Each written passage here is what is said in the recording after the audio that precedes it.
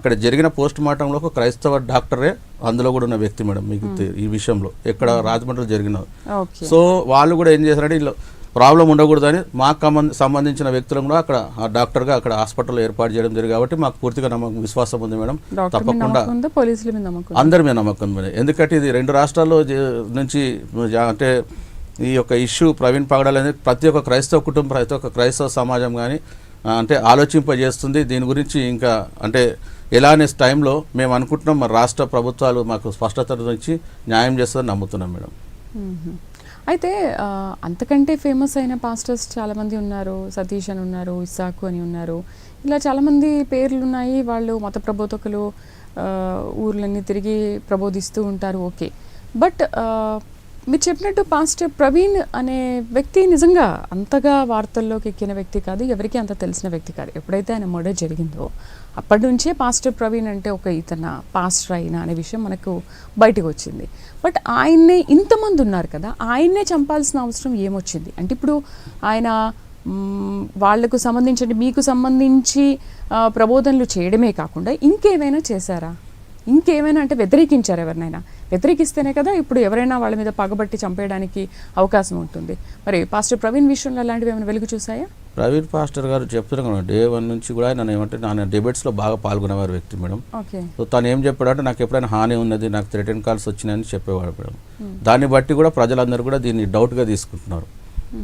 వేరే పాస్టర్స్ అట్లా లేదు మేడం. వేరే హిందువుల్ని ఏమైనా కించపరిచే విధంగా మాట్లాడేవాళ్ళ ఎక్కడ లేదు, లేకపోతే ఎందుకు మరి ఆయన మీద అంత అనుమానం వ్యక్తం చేయడానికి కారణం ఏంటి? తనే చెప్తున్నాడు కదా నాకు థ్రెటింగ్ ఉందని. ఎందుకు అంటే మీరు విన్నారు, మీకు తెలుసు, మీరు అన్ని మీడియా ఛానల్స్లో వస్తున్నారు, వింటున్నారని చెప్తున్నారు. బట్ ఎందుకు? ఇప్పుడు మన నిజంగా ఒక వ్యక్తి గురించి వ్యతిరేకంగా మాట్లాడితే ఖచ్చితంగా మన మీద పగబట్టి చంపేయాలని అనుకుంటారేమో. మరి పాస్టర్ ప్రవీణ్ మీద ఫస్ట్ నుంచి కూడా ఎటువంటి వ్యతిరేకత ఉంది? వ్యతిరేకత ఉన్నది వాస్తవం మేడం. కానీ ఈ తెలియని విషయంలో మనకు అక్కడ స్పష్టత లేదు. అక్కడ చంపిర్రు అనే విషయం చెప్పడం బాగుంది. ఎందుకంటే తన భార్యనే తన భౌతికాయము సికింద్రాబాద్లో బ్యాప్టిస్ట్ చర్చ్లో ఉంచినప్పుడు అక్కడ పక్కనే ఉండి చెప్తుంది, మా ఆయనది అనుమానాస్పదంగా ఉంది, దయచేసి దీన్ని ఎవరు రాజకీయం చేయొద్దు, దీన్ని ఎవరు వాడుకోవద్దు, ఒకవేళ అలాంటిది కూడా జరిగినా వాళ్ళు మనకు క్షమిస్తామంటారు. ఒకవేళ నిజంగా కూడా ప్రవీణ్ గారు అలాగే చచ్చిపోతే అతనికి పరలోకంలో గ్రాండ్ వెల్కమ్ ఉంటుంది మేడం. హతసాక్షి అంటారు మా దాంట్లో, అది రియల్ కూడా హతసాక్షి. ఆ వాక్యంలో ఏముందంటే ఒకవేళ యాక్సిడెంట్ అయితే పర్లేదు మేడం, ఒకవేళ ఇన్సిడెంట్ నిజంగా కూడా అలాంటివి జరుగుంటే రియలీ ఆయనకు పరలోకంలో గ్రాండ్ వెల్ హతసాక్షి అంటాం మా దాంట్లో.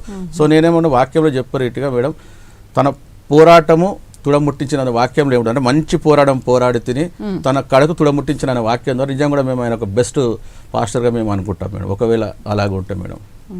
అసలు ఎందుకు వెళ్ళారు? తన భార్య చెప్తున్నారు కదా మేడం, వాళ్ళ పిల్లలే చెప్తున్నారు, మా డాడీ చనిపోయిండు, తను వదిలిన పరిచర్యను మేము ఆపం, ఇప్పటికి ఇంకా ముందుకు తీసుకెళ్తాం, మా డాడీ ఆశయాలను మేము కొనసాగిస్తామంటే తప్ప ఎవరిని విమర్శించిన వ్యక్తి అనవసరంగా దీన్ని సమాజాలు వాళ్ళ లబ్ధి కోసము రాజకీయం చేసుకోవాలని చూడడం మాత్రం తప్పు మేడం. మా క్రైస్తవ సమాజానికి నేను దీని ద్వారా నేను అందరినీ రిక్వెస్ట్ చేస్తున్నాను మీ ప్రైమ్ 9 టీవీ ఛానల్ ద్వారా.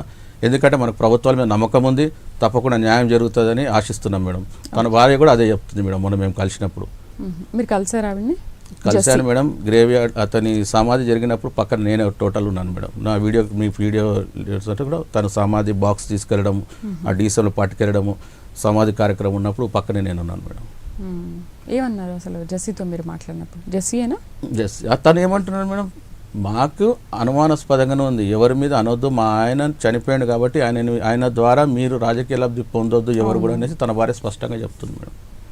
కాకపోతే తను విడిచిపెట్టిన పరిచయనే మేము కొనసాగిస్తాం. ప్రవీణ్ ఏంటి మేడం కడపలో పుట్టి మరి అనుకోకుండా ఆయన అక్కడ నార్త్ స్టేట్లో చదువుకొని ఇక్కడికి వచ్చి మేడం ఒక పాస్టర్గా చేసి కొన్ని అలవాట్లను వదులుకున్న వ్యక్తి. ఆయన కూడా స్టార్టింగ్ నుంచి ఆయన దేవుని ఏం కాదు వదులుకొని తను కూడా కొన్ని దేవుని నమ్ముకొని యువతకు మార్గదర్శకంగా ఉండాలని చెప్పేసి దాదాపు ఒక 10 మంది చిన్నపిల్లల్ని ఆయన పెంచుతున్నాడు మేడం.